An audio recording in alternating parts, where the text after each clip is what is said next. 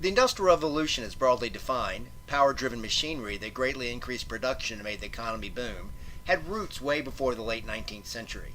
In this very brief section, we will lay the foundation for the late 19th century Industrial Revolution boom.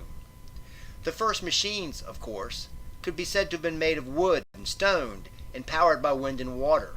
The water wheel extended back to the ancient world, while the windmill had medieval roots, and both increased production beyond that made by hand. In the late 1700s, the Scottish inventor James Watt made steam power practical with his patented steam engine. The United States was fortunate because it had a lot of coal and wood reserves that were needed to power the steam engines, and it also had a lot of iron ore that would be useful in the new machines themselves. Accordingly, the Industrial Revolution, which had been launched in Great Britain, grew quickly in America. In the early 1800s, American Robert Fulton applied steam power to move a water wheel on a boat, creating the first practical steamboat. Steamboats were critical because they meant that boats could readily move against currents in the water. By the middle of the 1800s, steamboats had improved and dramatically increased production and the marketing of goods. Soon people were applying steam power to other types of machines, such as wagons on wheels. The first railroads began spreading in the United States in the 1830s. By the middle of the 1800s, railroads had improved tremendously and spread throughout the eastern United States, increasing the production and the marketing of goods further still. If machines made of iron and powered by steam laid the foundations for the late 19th century boom of the Industrial Revolution, the roots of the factory system lay before the Civil War as well. At first, manufacturers began to employ the outwork system with rural farm women. They would teach these young women varying skills in production, using them in sort of an early assembly line, moving the product from one farm to another until it was completed. This process of specialized skills operated continuously and dramatically increased production.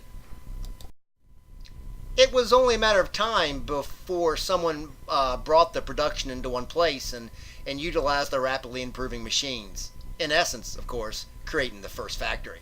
Historians credit the first American factory to the Englishman Samuel Slater, who in the 1790s memorized the operations of mechanized textile production in England and, against British law, replicated the process in Pawtucket, Rhode Island. In the early 19th century, the Boston merchant Francis Cabot Lowell took elements of both the outwork system and Slater's mechanized factory to create the so-called Waltham system. Lowell, operating in Waltham, Massachusetts, housed young farm women in dormitories and used them for mechanized textile production on site. Lowell controlled all aspects of women's lives, but the single, large enterprise proved tremendously productive and profitable. By the Civil War, factories had grown and employed men, women, and children in the mechanized steam-powered production of a number of products. The Industrial Revolution was growing rapidly, and indeed, one reason for the United States' victory during the Civil War was that the North was more industrialized than the South. To conclude, the Industrial Revolution hardly began in the late 19th century, the focus of this overall topic. Defined as power-driven machinery greatly increased in production, the Industrial Revolution had roots that extended centuries before.